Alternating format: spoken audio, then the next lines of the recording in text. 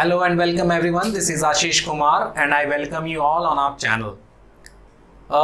Guys, we have been doing class 10th English panorama book for Bihar board और उसमें we have started prose section. हम लोगों ने prose section शुरू किया. In that the pace for living written by R.C. Hutchinson we have done. हम लोगों ने उनको खत्म कर लिया है.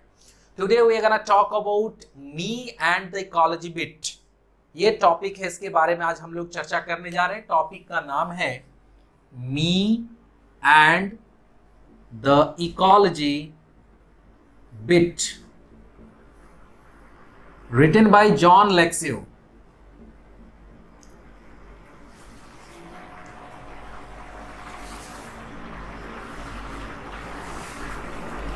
स्पेलिंग इनकी थोड़ी अजीब है नाम की. समटाइम्स ये जॉन लेक्याओ भी प्रोनाउंस किया जाता है, जॉन लेक्साओ भी प्रोनाउंस होता है, जो आप कह लें. But before starting this story, इस कहानी को या इस आर्टिकल को या इस ऐसे को या इस प्रोज सेक्शन को शुरू करें, I would like to talk about some normal things, some generic stuffs. कुछ जनरल चीजों के बारे में बात करेंगे. लाइक आजकल हमें अगर गर्मी लग रही है, if it is a summer season, और अगर हमें गर्मी लग रही है तो हम लोग कुछ चीजें यूज करते हैं, like air conditioners, AC, refrigerators. तो ये जो एसीज हैं या रेफ्रिजरेटर्स हैं, खासकर रेफ्रिजरेटर की मैं बात कर लूं, तो ये एक खास तरह का गैस रिलीज करते हैं जिसे कहते हैं सीएफसी, क्लोरोफ्लोरोकार्बन. ये जो गैस है ये कहीं ना कहीं बहुत ही नुकसानदायक होता है. बात करें अगर हम आरओ वाटर की, घर में कैंट वाला का जो आरओ लगता है, तो इसका अगर हम पानी पीते हैं तो इसका पानी पीने के लिए जो हमें 1 गिलास पानी मिलता है, तो उस 1 गिलास पानी के लिए वो 10 गिलास पानी बर्बाद होता है या बर्बाद करता है. वो उतना वेस्टेज में चला जाता है, वो पानी बर्बाद हो जाता है वो पानी. तो जो ये हम कर रहे हैं, ये जो गैस फैला रहे हैं चारों तरफ, या ये जो हम पानी का बर्बादी कर रहे हैं, तो कहीं ना कहीं घूम फिर करके ये हमें ही नुकसान पहुंचा रहा है. अंधाधुंध जो ये हम लोग घरों का निर्माण कर रहे हैं, खेती युक्त जमीन में भी घर मकान बनने लग गए हैं, पेड़ों को काट के सड़क वगैरह का निर्माण किया जा रहा है, मैदान वगैरह बनाए जा रहे हैं. तो इससे क्या हो रहा है कि वातावरण बिगड़ रहा है. गर्मी खूब पड़ रही है, कई बार क्या होता है ठंड खूब पड़ने लग जाती है, कभी बेमौसम बरसात होता है, कभी कोई रोग आ जाता है. तो ये क्यों हो रहा है? ये हो रहा है मानव द्वारा प्रकृति से किए जा रहे खिलवाड़ की वजह से. जब हम प्रकृति से छेड़छाड़ करेंगे तो प्रकृति भी हमसे बदला लेगी. एक्शन का रिएक्शन होता है, और इसके ये बदला प्रकृति ना ले, ये कभी भी बाढ़ ना आए, कभी सुखाड़ ना हो, भूखमरी ना आए, बीमारियां ना फैले. इसके लिए हमें क्या करना चाहिए? तो इसके लिए बहुत उपदेश देने वाले आपको मिल जाएंगे कि हमें पेड़ लगाना चाहिए, वायु प्रदूषण को कम करने के लिए गाड़ियों से कम घूमें, साइकिल चलाएं, पैदल घूमें, फ्रिज का इस्तेमाल करने की बजाय देशी फ्रिज घड़े वगैरह का इस्तेमाल करें, एसी की जगह आप पंखे से ही काम चला लें, वगैरह वगैरह. भाषण देने वालों की कमी नहीं है, इस पे बड़े बड़े सेमिनार्स होंगे, बड़े बड़े लोग आएंगे, बड़ा बड़ा आयोजन होगा, लेकिन धरातल पर जाकर देखें तो पालन कोई भी नहीं करता. उपदेश सभी देते हैं लेकिन पालन कोई नहीं करता. इसी विडंबना को लेकर के जॉन लेक्याओ साहब ने ये टॉपिक लिखा है, me and the ecology bit, जिसमें एक जिम नाम का लड़का है जो इसी दिशा निर्देशों को पालन करने की कोशिश कर रहा है, लेकिन वह ये देखता है कि इसका पालन करना बड़ा मुश्किल है, क्योंकि लोग उपदेश ही देते रहते हैं. अगर उनको कराया जाए वो काम तो वो नहीं करेंगे. हर किसी को अपना आराम दिखता है, अपनी सुविधा दिखती है, और उस आराम और उस सुविधा को पाने के लिए वह प्रकृति से खिलवाड़ करने को भी तैयार है. हमारे यहाँ कहते हैं कि बाल मजदूरी नहीं होनी चाहिए, इसके खिलाफ कानून तक है, लेकिन देखिए आप छोटे छोटे ढाबों होटलों वगैरह में जाके देखें, छोटे छोटे बच्चे बर्तन मांज रहे हैं. हमारे यहाँ कहते हैं कि दहेज लेना देना बहुत बड़ा अपराध है, दहेज नहीं देना चाहिए, लेकिन शादी विवाह में देखें दूल्हों का रेट सा सेट हो रखा है. भाषण देना स्कूल कंपटीशन में, कॉलेज कंपटीशन में, किसी कंपटीशन में भाषण देना बड़ा आसान है, लेकिन उसको अपने निजी जीवन में उतारना बड़ा मुश्किल है. और अगर आप उतारने की कोशिश भी करेंगे तो दूसरे आपको परेशान करना शुरू करते हैं या दूसरे आपके ऊपर कमेंट करना शुरू करते हैं. प्रस्तुत लेख जॉन लेकाउ साहब द्वारा लिखा मी एंड द इकोलॉजी बिट इसी घटना पर पूरी तरह से आधारित है। और अब हम लोग रुक करते हैं उस चैप्टर का और देखते हैं कि पूरा इसका निचोड़ है क्या। चलिए स्टार्ट करते हैं me and the ecology bit by John Lexau. सबसे पहले इंट्रोडक्शन देख लेते हैं। इंट्रोडक्शन क्या कह रहा था? John Lexau narrates nicely the importance of a pollution free environment in this lesson me and the ecology bit. इस लेसन में मी एंड इकोलॉजी बिट में John Lexau pollution free environment के महत्व की चर्चा कर रहे हैं। वातावरण, प्रदूषण रहित वातावरण के महत्व की चर्चा कर रहे हैं। The underlying meaning of the present lesson is that जो इस लेसन का, इस अध्याय का जो मीनिंग है, जो अर्थ है, वो यह है कि preaching about ecology is easy। पारिस्थितिकी तंत्र के बारे में बात करना बड़ा आसान है, but difficult to abide by the rules of ecology preservation। लेकिन इस इकोलॉजी को बचाने के लिए, प्रिजर्वेशन मतलब होता है बचाव करना, बचाने के लिए नियमों को मानना बड़ा ही कठिन है। यानी कथनी बड़ा आसान है लेकिन करनी बड़ा मुश्किल है। कुछ चीजें हैं जैसे प्रीच। प्रीच का मतलब होता है उपदेश देना, भाषण देना। तो पारिस्थितिकी तंत्र के ऊपर, वातावरण के ऊपर हम भाषण बड़ी आसानी से देते हैं, लेकिन अबाइड बाई का मतलब होता है मानना, अनुसरण करना, फॉलो करना। नियमों को मानने के लिए अबाइड बाय रूल कहते हैं, ठीक है। और उसके बाद प्रेजर्वेशन, प्रिजर्व से बना है प्रेजर्वेशन, इसका मतलब होता है बचाव। और इकोलॉजी का मतलब हो गया पारिस्थितिकी, इकोलॉजी का मतलब हो गया पारिस्थितिकी या पारिस्थितिकी तंत्र भी कह सकते हैं, इकोसिस्टम भी कह सकते हैं इकोलॉजी को। तो ये इकोलॉजी या इकोसिस्टम का मतलब क्या हुआ कि ए relationship of human beings with environment. Ecology का मतलब होता है मानव और वातावरण के बीच का आपसी संबंध। तो इस इंट्रोडक्शन में हम लोगों ने क्या देखा कि जो हमारे लेखक हैं ये पॉल्यूशन फ्री एनवायरनमेंट के महत्व के बारे में चर्चा कर रहे हैं। वातावरण, जो शुद्ध वातावरण हो, क्या कहेंगे, प्रदूषण रहित वातावरण के बारे में और उसके महत्व के बारे में चर्चा कर रहे हैं। और वह यह बता रहे हैं कि इस बारे में भाषण देना तो बड़ा आसान है, लेकिन उसके नियमों को, पारिस्थितिकी तंत्र को बचाने के लिए जो नियम है, उन नियमों का पालन करना बड़ा मुश्किल है। चलिए समरी शुरू करते हैं। John Lexau wonderfully brings out how the issue of preserving environment and saving ecology is very sensitive and difficult, though it is essential for our existence।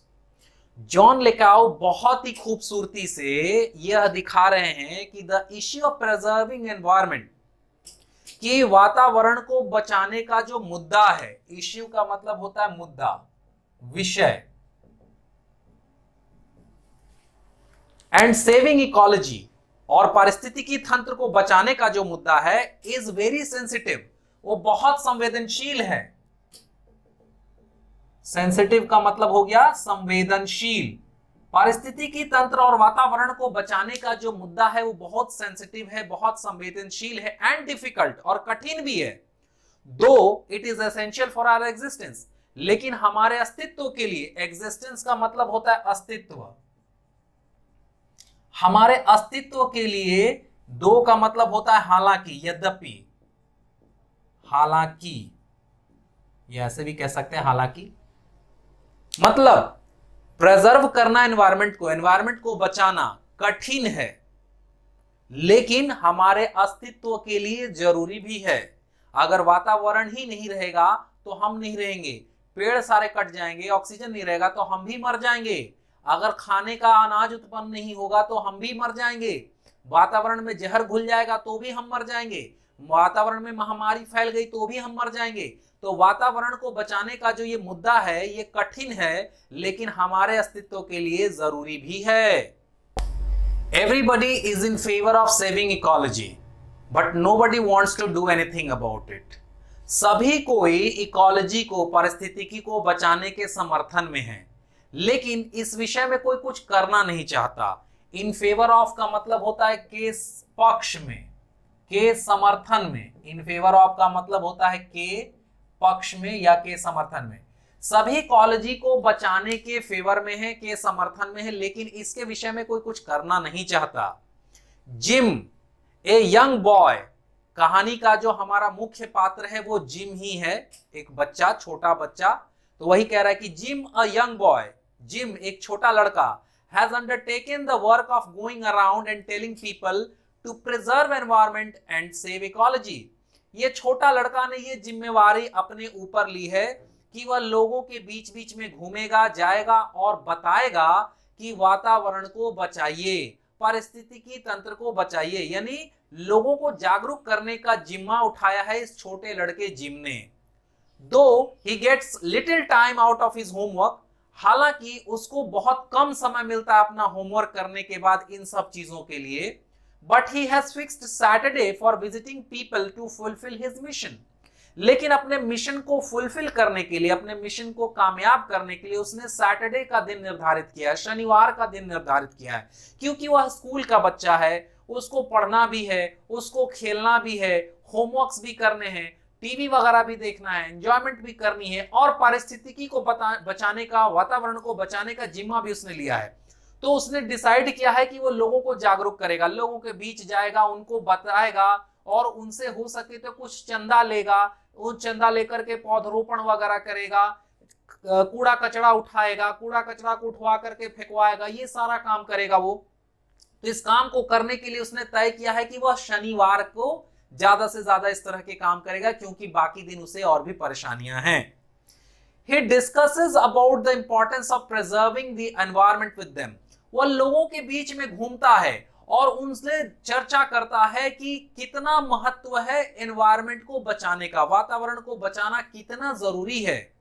He also collects filth and wastes। गंदगी, filth का मतलब होता है गंदगी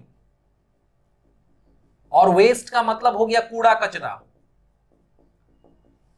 न सिर्फ वो उन लोगों को जागरूक करता है, उनके बारे में, वातावरण के बारे में बतलाता है, वातावरण के बचाव के बारे में बतलाता है कि क्या करें ना क्या ना करें, ये सब भी करता है, बल्कि वो कूड़ा कचरा को कलेक्ट भी करता है from many houses where he visits, उन घरों से जिन घरों पे वो जाता है, क्योंकि कई घरों में लोग ऐसे ही कूड़ा कचरा फेंक करके, फैला करके वातावरण को दूषित करते हैं, तो वो उनको कलेक्ट करके और उनको खाद बनवा देता है, कहीं रख करके, कहीं रिसाइकलिंग के लिए भेज देता है कि उनसे फिर से नए सामान बच जाए, यानी वो वातावरण दूषित ना हो इसका पूरा प्रयास करता है। न सिर्फ लोगों के बीच में जाके उनको जागरूक करता है, बल्कि उनके यहाँ पड़े हुए कूड़े कचड़ों को इकट्ठा भी करा लेता है।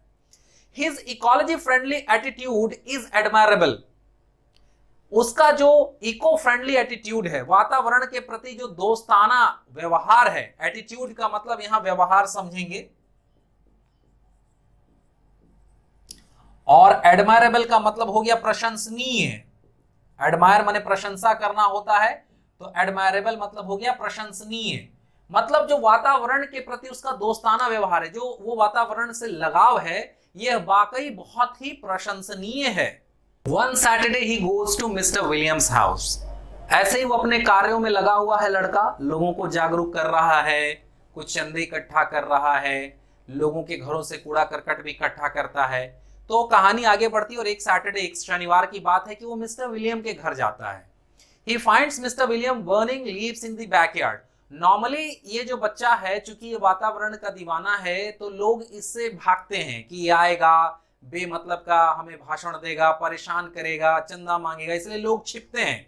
तो मिस्टर विलियम भी ऐसे ही हैं जो इससे छिपते रहते हैं, लेकिन ये उनको पकड़ लेता है। कैसे पकड़ लेता है? क्योंकि उस दिन बहाना नहीं बना पाते हैं कि मैं घर पे नहीं हूं। ये अपने घर के पिछवाड़े, घर के आंगन में पत्तियां जला रहे होते हैं, जो उनके बागान में पत्तियां गिरी रहती हैं, उन सारे पत्तियों को जमा करके अपने बैकयार्ड में, अपने आंगन में, बैकयार्ड का मतलब पीछे का आंगन हो गया, आप इसे आंगन ही कह लें, वो अपने आंगन में पत्तियां जला रहे हैं। He finds Mr. William burning leaves in the backyard. He pays some amount to Jim। और वो उनसे चंदा मांगता है, तो वो कुछ राशि जो है वो जिम को दे देते हैं। Jim suggests him to make a compost pile of leaves। वो कहता है कि आप पत्तियों को जला करके क्यों वातावरण में धुआं फैला रहे हैं, आप पत्तियों को इकट्ठा कर लें। पाइल का मतलब हो गया ढेर, पत्तियों का ढेर लगा लें और कंपोस्ट का मतलब हो गया खाद, और उससे खाद बना लें, मतलब पत्तियों का ढेर लगा दीजिए और वो धीरे धीरे सड़ेंगी और सड़ करके कंपोस्ट बन जाएंगी, खाद बन जाएंगी। तो कह रहा है कि Jim suggests him to make a compost pile of leaves, garbage and other stuffs which is good for garden. वो कहता है कि पत्तियों को लेके, कूड़ा को लेकर के और कुछ चीजों को आप लेकर के एक ढेर बना लीजिए जिससे कि खाद बन जाएगा और ये गार्डन के लिए अच्छा रहेगा। मतलब जो आपका बगीचा है उसमें आपको खाद खरीद के नहीं लाना होगा, आपके अपने बगीचे की सामग्रियों से ही खाद बन जाएगी। Mister William does not agree to him. Mister William इस बात से सहमत नहीं होते हैं and accuses him of the bad smell coming from his compost itself causing nose pollution. और वो कहते हैं, जब उनको ये सलाह देता है कि ऐसा करिए, इससे खाद बन जाएगा बढ़िया, आपके बागान में बड़ा ही आपको ये खाद लाभकारी साबित होगा, तो कहते हैं अच्छा वैसा ही ढेर लगा दें, वैसा ही ढेर जैसा तुम लगा करके रखते हो अपने घरों में। तो ये कहता है हाँ हाँ बिल्कुल वैसा ही करिए। तो कहते हैं कि अच्छा तो उस पर कुछ मिट्टी भी डाल दिया करो ना, क्योंकि उससे बड़ी ही बदबू आती है और वो बदबू जो है वो खुद नोज पोल्यूशन फैला रही है। तो ये कहता है कि आपका कहने का मतलब नॉइज पोल्यूशन है ना, ध्वनि वाला प्रदूषण ना। तो ये कहते हैं नहीं, नॉइज पोल्यूशन नहीं, नोज पोल्यूशन, क्योंकि इतनी बदबू आती है उस कूड़े के ढेर से कि नाक पे मुंह रुमाल रखना पड़ जाए, इतनी बदबू आती है। तो उसमें मिट्टी डाल दिया करो। तो वो बतलाते हैं कि तुम जो ढेर लगा करके रखते हो, तुम जो खाद बना रहे हो, उससे तुम्हारा फायदा हो रहा हो चाहे नहीं हो रहा, लेकिन हम लोगों का नुकसान हो रहा है, नोज पोल्यूशन हो रहा है, बहुत तेज बदबू आती है और तुम उल्टा मेरे को सलाह दे रहे हो कि मैं भी वही काम करूं। तो जब ये बात वो बोलते हैं तो इट हर्ट्स हिज फीलिंग, तो उससे उसका जो है ना वो थोड़ा सा भावनाएं आहत होती हैं, बेचारा को खराब लगता है।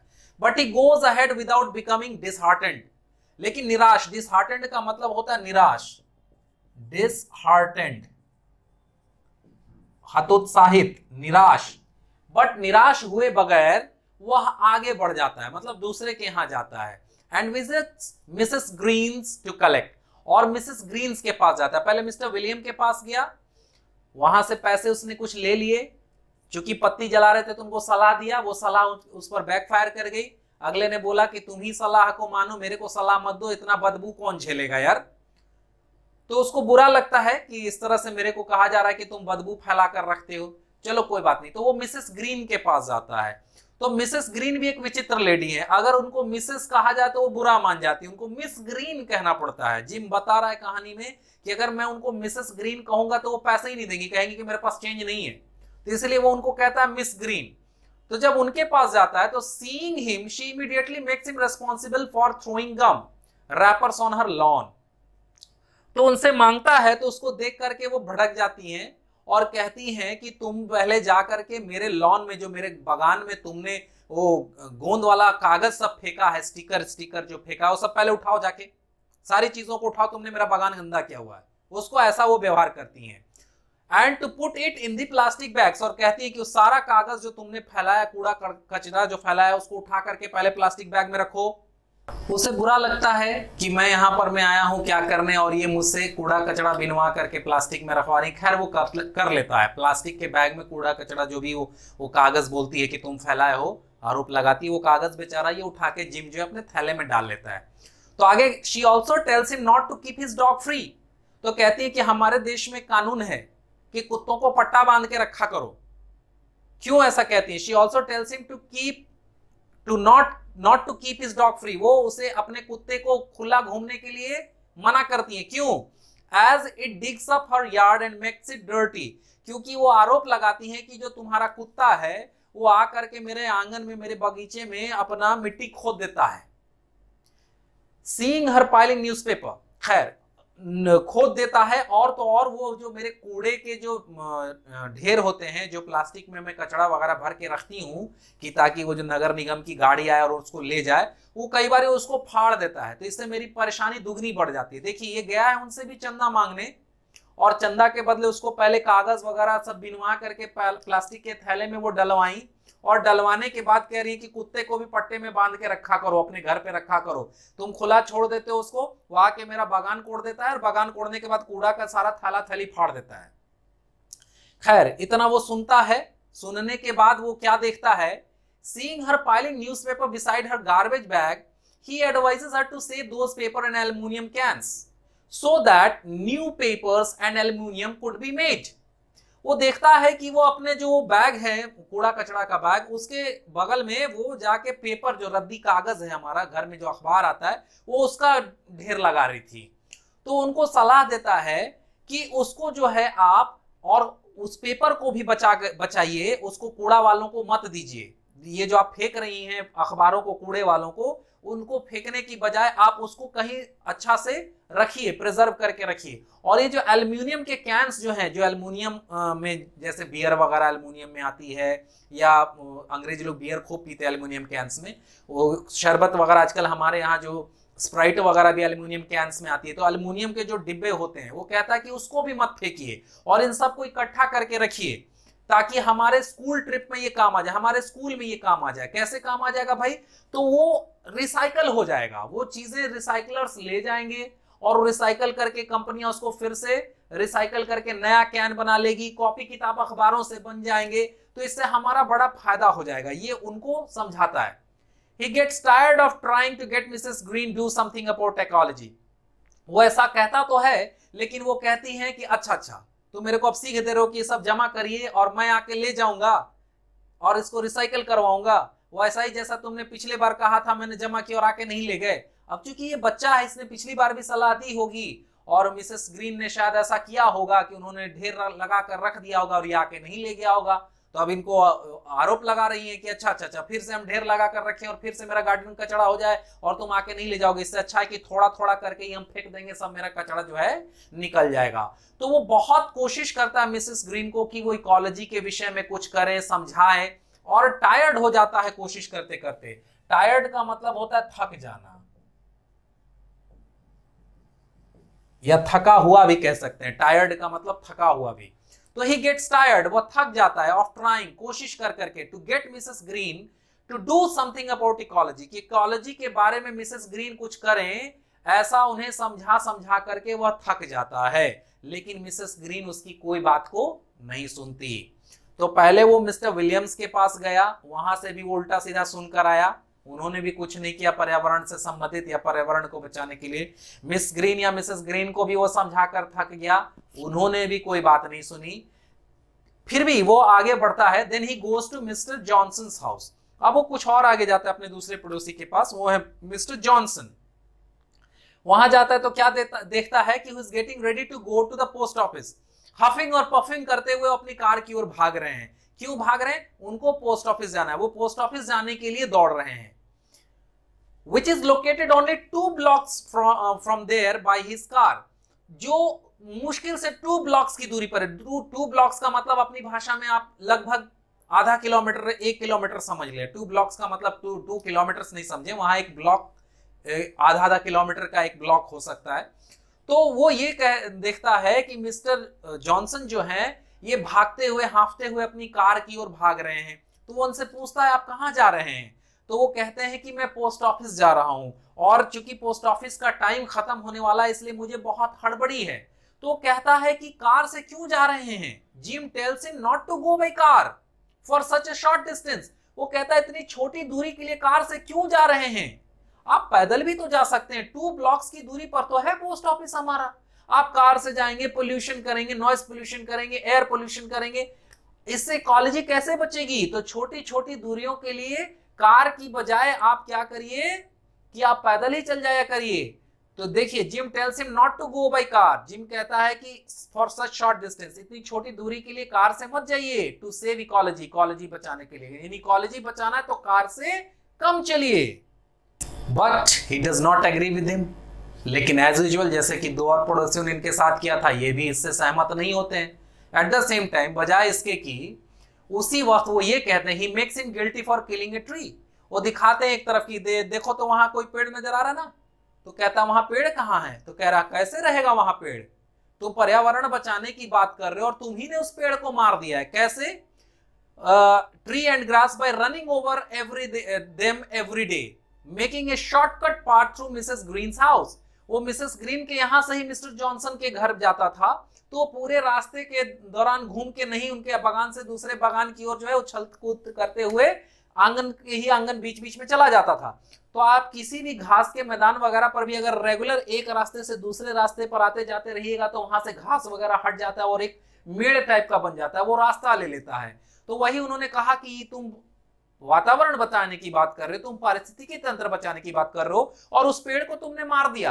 रोज तुम मिसेस ग्रीन से मेरे घर बीचे बीच आ करके एक ऐसा रास्ता बना दिए हो कि उस रास्ते में सारे घास और बेचारा पेड़ मर गया, और तुम मुझे कह रहे हो कि अब वातावरण बचाइए, तुम तो खुद वातावरण के दुश्मन हो। But due to the long discussion held, Mrs. Johnson does not go to Mr. होगा या Mrs. नहीं होगा, sorry, Mr. Johnson does not go to the post office। हालांकि इस पूरे बहस में वो उनको समझा रहा है कि देखिए एक छोटी दूरी के लिए आप कार से न जाएं, पैदल ही जाया करें, इससे स्वास्थ्य ठीक रहेगा, वातावरण भी कम दूषित होगा। तो उनको ये बात बुरी लग रही है, वो उल्टा उसको बोल रहे हैं कि हाँ हाँ ठीक है, वातावरण पे तुमसे ही लेक्चर सुनना बाकी रह गया था। वो इंसान जो खुद पेड़ को मार दिया, खुद घास को मार दिया, उस पे कूद कूद के वहीं से चल चल करके, और तुम मुझे दे रहे हो सलाह। इतना डिस्कशन करने में चूंकि उनका पोस्ट ऑफिस जाने का आखिरी समय हो रहा होता, फिर पोस्ट ऑफिस बंद हो जाती है, तो उनका समय खत्म हो जाता है। तो वो गुस्से में क्या करते हैं, वो अपने घर पे वापस चले जाते हैं और वो पोस्ट ऑफिस नहीं जाते हैं। Gym feel satisfaction over it. Satisfaction का मतलब होता है संतुष्टि। सेटिस्फैक्शन का मतलब होता है संतुष्टि। जिम को संतुष्टि का एहसास होता है because he made him not to pollute by his car at least for once. क्योंकि उसे ये लगता है कि कम से कम उसने उनके कार से होने वाले प्रदूषण को एक बार तो रोका। जो वो कार लेकर जाते और फिर आते, उसमें जो प्रदूषण होता, उस प्रदूषण को कम से कम एक बार ही सही उसने रोक दिया। Then in the last he returns back to his house because he thinks that this ecology work is very much boring। अंततः वह अपने घर पर वापस आता है क्योंकि उसे लगता है कि ये जो इकोलॉजी बचाने का जो काम है ये काफी बोरिंग है, काफी उबाऊ है। ये सोचता हुआ वो घर वापस आता है, आगे नहीं जाता है। मिस्टर जॉनसन के साथ जो ये बहस हो जाती है उसकी, पहले मिस्टर विलियम्स के साथ, फिर मिसेस ग्रीन के साथ, फिर मिस्टर जॉनसन के साथ, तो उसको लगता है कि बहुत बेकार काम है, ये बहुत बोरिंग काम है, लोग सुनते ही नहीं है, समझते ही नहीं है। तो ये और आगे नहीं जाकर के वापस अपने घर पे आ जाता है। When he enters in his house, जब वो अपने घर में घुसता है, he finds his mother using the electric mixer। तो वो देखता है कि उसकी जो माँ है वो इलेक्ट्रिक मिक्सर, घरों में होता है मिक्सर, मसाला पीसने वाला, मिक्सी भी कहते हैं उसको, वो उससे अपना मसाला वगैरह पीस रही है। तो he points out to her to do that work with egg beater to save electricity। वो उनको कहता है कि ये जो आप मसाले पीस रही हैं, इसको आप वो अंडा कूचने वाला जो है उससे कर करके, जो हमारे घरों में पहले ओखल हुआ करता था, तो वही समझाता है कि ओखल में रख के मसाले पीसिए, इससे क्या होगा, इलेक्ट्रिसिटी बचेगी। और वो कहता है कि महिलाएं कुछ ज्यादा ही इलेक्ट्रिसिटी खर्चा करती हैं। शी रिप्लाइज आयरॉनिकली, वो व्यंग्यात्मक तरह से, आयरनी मतलब व्यंग्य होता है अपनी भाषा में, समझे, विडंबना कह सकते हैं, लेकिन आयरॉनिकली का मतलब हो गया व्यंग्यात्मक ढंग से, व्यंग्यात्मक, व्यंग करते हुए, कटाक्ष करते हुए उसको कहती है। She replies ironically at once. At once का मतलब होता है तुरंत। जब वो कहता है कि महिलाएं ही जो हैं सबसे ज्यादा इलेक्ट्रिसिटी का खर्चा करती हैं, तो वो तुरंत उस पे व्यंग्यात्मक, व्यंग करता हुआ, कमेंट करता हुआ जवाब देती है क्या, कि why he watches TV 27 hours a day. ये कहती है अच्छा महिलाएं ही बहुत ज्यादा इलेक्ट्रिसिटी खर्चा करती हैं, तो फिर जनाब आप क्यों दिन में 27 घंटा टीवी देखते हैं। अब एक दिन में 27 घंटा तो होता नहीं है, लेकिन उसकी माँ कमेंट करते हुए उसको कहती है कि अच्छा तो तुम जो है 27 घंटा टीवी देखते हो, which is also the wastage of electricity. तो यह भी इलेक्ट्रिसिटी की बर्बादी है। वो कहती है कि तो कौन 27 घंटा टीवी देखता है, वो क्या इलेक्ट्रिसिटी कोई दूसरा टाइप का इलेक्ट्रिसिटी होता है। मतलब जिम जो है काफी इलेक्ट्रिसिटी यूज करता है, ये खुद काफी टीवी वगैरह देखता है। तो उसकी माँ कहती है कि तुम टीवी देखो, इलेक्ट्रिक का यूज करो, तो उससे इलेक्ट्रिसिटी बर्बाद नहीं हो रही, और मैं मिक्सर में मसाला पीस रही हूँ तो इलेक्ट्रिसिटी बर्बाद हो रही है। Jim thinks that nobody is willing to do anything about ecology. Jim सोचता है कि कोई भी इच्छा नहीं रखता है इकोलॉजी के बारे में कुछ भी करने के लिए। विल का मतलब इच्छा होता है, दृढ़ इच्छा भी कह सकते हैं। तो उसको लगता है कि किसी की इच्छा नहीं है इकोलॉजी के बारे में कुछ भी करने के लिए। It is only he who acts on the issue of saving ecology. उसे लगता है कि केवल वही एक है जो वातावरण को, पारिस्थितिकी तंत्र को बचाने के लिए सोचता है या उसके विषय में कार्य करता है। Thus, the present lesson teaches us that preaching about ecology is easy। इस प्रकार यह जो वर्तमान जो हमारा प्रेजेंट लेसन है, यह अध्याय है, यह हमें बताता है कि इकोलॉजी के बारे में, पारिस्थितिकी तंत्र के बारे में उपदेश देना तो बड़ा आसान है, but difficult to avoid by the rules of ecology preservation. लेकिन इकोलॉजी प्रिजर्वेशन, पारिस्थितिकी तंत्र को बचाने के लिए नियमों का पालन करना बड़ा ही मुश्किल है। तो फिर से कहानी को एक बार जरा हिंदी में भी समझ लें पूरी तरीके से। ये कहानी पारिस्थितिकी तंत्र और उसको बचाने के लिए, वातावरण और उसके साथ हो रहे खिलवाड़ को दर्शाने के लिए लेखक ने लिखा है कि किस प्रकार लोग उपदेश देते रहते हैं लेकिन करता कोई कुछ नहीं। एक छोटा बच्चा जिम ये जिम्मेवारी लेता है कि वह लोगों को जागरूक करेगा, लोगों को समझाएगा कि कैसे बचाना है वातावरण को, कैसे उसे दूषित नहीं करना है, और यह काम उसे अपने पिता से विरासत में मिली है। एक पेपर वर्क के सहारे, एक पेपर के कार्य के सहारे जो उसके पिताजी ने भी कभी किया था, वो उसी के सहारे वह भी उस काम को करता है, लोगों को ले जाकर दिखाता है, समझाता है, बताता है और कुछ चंदे वगैरह भी इकट्ठा करता है। हालांकि इस काम को करने में उसको काफी समय नहीं मिल पाता क्योंकि वह एक स्टूडेंट है, स्कूल का विद्यार्थी है, उसे खेलना भी होता है। वो शिकायत भी करता है कि कई बार वो क्रिकेट का कुछ मैच नहीं खेल पाता है, एक ही इनिंग्स खेल के रह जाता है, दूसरी इनिंग नहीं खेल पाता इस काम के चलते। लेकिन फिर भी वो इसको सीरियसली करना चाहता है। इसके लिए उसने सैटरडे का दिन निर्धारित किया, सैटरडे और संडे का दिन निर्धारित किया है कि वह लोगों से मिलेगा, लोगों को जागरूक करेगा, समझाएगा, उनसे चंदा वगैरह लेगा और उनके यहाँ पड़े हुए कूड़े कचड़े का जिसका यूज किया जा सकता है, जिससे खाद वगैरह बनाया जा सकता है या जिसको रिसाइकल किया जा सकता है, ये सारी चीजें कलेक्ट करके वो उनको रिसाइकल भी करवाएगा। यानी वातावरण को बचाने में वो अपना तो 100% देगा ही देगा, लोगों को भी जागरूक करेगा कि वो करें। इसी क्रम में वो सबसे पहले जाता है मिस्टर विलियम्स के पास, जो उनके मोहल्ले में रहते हैं, उनके पड़ोसी हैं। तो मिस्टर विलियम उसको देख करके हमेशा कन्नी काटने वाले होते हैं। वो हमेशा घर में रहते हुए कहलवा देते हैं कि बोल दो घर पे नहीं है। लेकिन उस दिन वह अपने आंगन में पत्तियां जला रहे होते हैं और वो पकड़ा जाते हैं इससे। तो ये सीधे वहां पहुंच जाता है और उनको समझाना शुरू करता है कि मिस्टर विलियम्स ऐसा क्यों कर रहे हैं, आप पत्तियों को जला करके वातावरण को क्यों दूषित कर रहे हैं, क्यों नहीं आप पत्तियों को और कुछ और कूड़ा कचड़ा को एक जगह इकट्ठा करके सड़ने दे करके उसे खाद का निर्माण करा लें। वह खाद इतना अच्छा होगा कि वह आपके बागान में ही काम आ जाएगा और काफी उर्वरक होगा। तो मिस्टर विलियम्स कहते कि अच्छा वैसा ही ढेर लगा लें जैसा तुमने लगाया हुआ अपने घर में। तो कहते हैं हाँ मैंने लगाया है खाद बनाने के लिए। तो कहते तुमको नहीं लगता है कि उससे बड़ा ही नोज पोल्यूशन होता है। तो कहता है कि आपका मतलब नॉइज पोल्यूशन है ना। तो कहते नहीं, नोज पोल्यूशन इसलिए कि उससे इतनी बदबू आती है कि नाक सड़ जाए हम लोगों का। ऐसा तुम ही करो बेटा, मेरे से तो नहीं होगा। तो उसको बुरा लगता है कि उसके अच्छे कार्य को लोग कमेंट कर रहे हैं, लेकिन वो कुछ पैसे उनसे ले लेता है चंदा और लेकर के वो आगे बढ़ता है मिसेस ग्रीन के पास, अगली पड़ोसी। तो मिसेस ग्रीन जो है उनको मिसेस कहलाना बड़ा खराब लगता है। उसको ये बेचारे लड़के को मिस ग्रीन कहना पड़ता है, क्योंकि अगर वो उनको मिसेस ग्रीन कहेगा तो वो फिर कह देंगी, बहाना मार देंगी कि मेरे पास चेंज पैसा नहीं है। तो ये जाके उनको मिस ग्रीन कह करके संबोधित करता है और उनसे कुछ चंदा वगैरह मांगता है। तो वो कहती है कि अच्छा वातावरण बचा रहे हो तुम, तो फिर वो क्या की हो, मेरे आंगन में ला करके ये सारा गम पेपर क्यों फेंक देते हो, जाकर पहले उठा करके प्लास्टिक के थैली में डालो। उसको बुरा लगता है, लेकिन वह प्लास्टिक के थैली में उठा करके उन पेपर्स वगैरह को रख लेता है। उसके बाद वो कहती है कि तुम्हारा कुत्ता भी बहुत उपद्रवी है। हमारे देश में कानून है कि कुत्ते को घर पे पट्टा में बांध के रखना होता है, तुम उसको खुला छोड़ देते हो, पूरे मोहल्ले में उपद्रव मचाता है, आकर मेरा बागान कोड़ देता है। और जो मैं ये कूड़ा वगैरह जमा करके रखती हूँ ताकि सोमवार को लोग आकर के उसको ले जाएं। मिसेस ग्रीन जो है वो वीकडेज को चली जाती हैं, वो सैटरडे संडे को अपना घूमने फिरने या अपने बेटे बेटी के पास चली जाती हैं, और मंडे को वो कूड़े वाले आकर के वो सारा उनका जो जमा किया हुआ कूड़ा है वो उठा करके ले जाते हैं। तो वो कहती है कि मैंने ये जो बना करके रखा हुआ है ये तुम्हारा कुत्ता आकर के उसमें से खोजने के चक्कर में उस बैग को फाड़ देता है और कूड़ा छिटा जाता है, तो अपने कुत्ते को बांध के रखा करो। मतलब ये उनको समझाने जाता है, वो उल्टे इसी को डांट फटकार देती हैं। खैर वहां पर में भी ये उदास मन से आगे बढ़ता है अगले पड़ोसी के पास, जो कि है मिस्टर जॉनसन।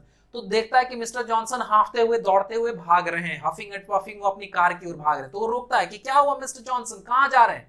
तो मिस्टर जॉनसन कहते हैं कि मैं पोस्ट ऑफिस जा रहा हूं और अभी पोस्ट ऑफिस बंद होने वाला है, इसलिए मुझे जल्दी वहां पहुंचना है, मुझे बहुत जरूरी काम है। तो कहता है कि पोस्ट ऑफिस तो सिर्फ 2 ब्लॉक की दूरी पर है, तो आप कार लेके क्यों जा रहे हैं, आप तो पैदल भी चल के जा सकते हैं। हमें छोटी छोटी दूरियों पर जाने के लिए, कम दूरी के स्थान पर जाने के लिए कार, मोटरसाइकिल इत्यादि नहीं लेना चाहिए, हमें पैदल ही जाना चाहिए। इससे पोल्यूशन कम होता है और वातावरण का बचाव होगा। तो मिस्टर जॉनसन भी उस पर आरोप लगाते हैं। अच्छा, ये सलाह मेरे को दे कौन रहा है भाई? वह इंसान जो गर्मियों में अपना समर बाइक लेकर के घूमता रह रहा था, चारों तरफ राउंड लगा रहा था, और सर्दियों में स्नो मोबाइल लेकर के घूम रहा था। मतलब जिम के पास समर बाइक भी है, मोटर बाइक है जो समर में, गर्मी में चलती है, और एक स्नो मोबाइल भी है जो बर्फ पड़ने के बाद उस पर चलती है। तो उसमें भी पेट्रोल डलता है, उसमें भी ईंधन डलती है, उससे भी पोल्यूशन होता है। तो ये कह रहे हैं कि अच्छा, ये सलाह मेरे को वो इंसान दे रहा है जो खुद ही बेमतलब का दिन रात गाड़ी चलाता रहता है, अपना छोटा स्कूटर चलाता रहता है, और अंततः ये सारे डिस्कशन में उनका पोस्ट ऑफिस जाना छूट जाता है, तो वो पैसे वैसे कुछ नहीं देते, गुस्से में घर के अंदर चले जाते हैं। तो ये कहता चलो कोई बात नहीं, अगले सैटरडे को उनसे ले लेंगे। फिर ये आगे नहीं जाता है, क्योंकि तीनों जगह इसको काफी कुछ सुनने को मिल जाता है। तो इसे लगता है कि बहुत ही बोरिंग काम है लोगों को समझाना, छोड़ो घर चलते हैं। ये घर आता है तो देखता है कि उसकी मम्मी जो है मिक्सर में मसाला वगैरह पीस रही है। तो कहता है ये क्या कर रही हो आप? मिक्सर यूज करने की बजाय वो ओखल और मुसल वाला काम क्यों नहीं कर रही? उससे मसाले क्यों नहीं पीस रही? इलेक्ट्रिसिटी बचेगा उससे। महिलाएं सबसे ज्यादा इलेक्ट्रिसिटी बर्बाद करती हैं। तो उसकी मम्मी भी उस पर कमेंट करती है, अच्छा मैं इलेक्ट्रिसिटी बर्बाद करती हूँ, और आप जो भाई साहब दिन भर टीवी देखते रहते हैं, 27 घंटा दिन भर में टीवी देखते हैं, वो टीवी कौन सी इलेक्ट्रिसिटी से नहीं चलती है? वो भी तो इलेक्ट्रिसिटी से चलती है। तो कोई दूसरी इलेक्ट्रिसिटी है क्या? मतलब उनकी मम्मी का कहने का मतलब होता है आप इलेक्ट्रिसिटी बर्बाद करो तो ठीक, और हम इलेक्ट्रिसिटी का मिक्सर का मसाला यूज करें तो बेकार। तो उसको यही अंततः लगता है कि ये एक बहुत ही कठिन काम है। और इस पूरे घटनाक्रम के बाद लेखक यही कह रहे हैं कि ये लेसन ये दिखला रहा है कि किसी को प्रीच करना बड़ा आसान है। देखिए जिम भी लोगों में ये जिम्मेवारी लेता है कि लोगों को जागरूक करेगा, लोगों को पारिस्थितिकी तंत्र को बचाने के लिए, वातावरण को बचाने के लिए जागरूक करेगा, लेकिन कहीं ना कहीं वो खुद भी ये सब काम खुद कर रहा है। वो खुद इलेक्ट्रिसिटी का बहुत ज्यादा यूज कर रहा है और मम्मी को कह रहा है मत करो। वो खुद दिन रात गाड़ी, मोबाइल, स्नो मोबाइल चलाते रह रहा है और मिस्टर जॉनसन को कह रहा है कि कार मत यूज करिए। तो वो भी एक तरह से उपदेश ही दे रहा है। वातावरण बचाने के लिए वो उतना ज्यादा नहीं कर रहा है, लेकिन वो उन लोगों से ज्यादा बेहतर इसलिए कर रहा है क्योंकि कम से कम वो लोगों को जागरूक कर रहा है। और अगर 8-10 लोग जागरूक हो जाए तो कुछ हद तक पारिस्थितिकी बच जाएगी, वातावरण बच जाएगा। क्योंकि वातावरण है, पारिस्थितिकी तंत्र में तालमेल है तो ही हमारा अस्तित्व है। अगर हम जिंदा हैं, आराम से जी रहे हैं, तो ये हमारा माहौल ही तो है, और वो माहौल गड़बड़ा जाएगा तो फिर हम जिंदा नहीं रहेंगे। यह प्रवचन शायद मैं भी दे रहा हूं तो बड़ा आसान है प्रवचन देना, लेकिन मैंने भी आज तक कितने पेड़ लगाए मुझे खुद नहीं पता। तो वातावरण को बचाना, प्रवचन देना बड़ा आसान है, लेकिन वातावरण को बचाना, वाकई बचाना, ये बड़ा मुश्किल है। यही इस पूरे लेख का सारांश है, समरी है। मैं उम्मीद करता हूं कि आपको ये सारी चीजें समझ में आ गई होगी। I hope you guys have understood this very well.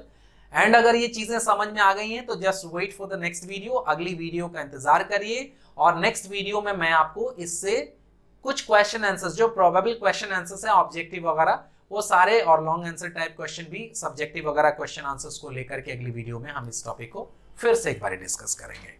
Till then keep watching, keep studying and keep learning. Once again thanks for watching, and if you have liked our video, अगर आपको हमारी वीडियो पसंद आई है तो please share this video to your friends, to your colleagues. अपने दोस्तों मित्रों के साथ इसको शेयर कर लें। If you are new to this channel, अगर आप इस चैनल में नए हैं तो प्लीज सब्सक्राइब कर लें और बेल आइकन को प्रेस कर दें, जिससे कि आपको लेटेस्ट अपडेट्स और नोटिफिकेशंस मिलती रहे और आप किसी भी चीज को मिस ना करें।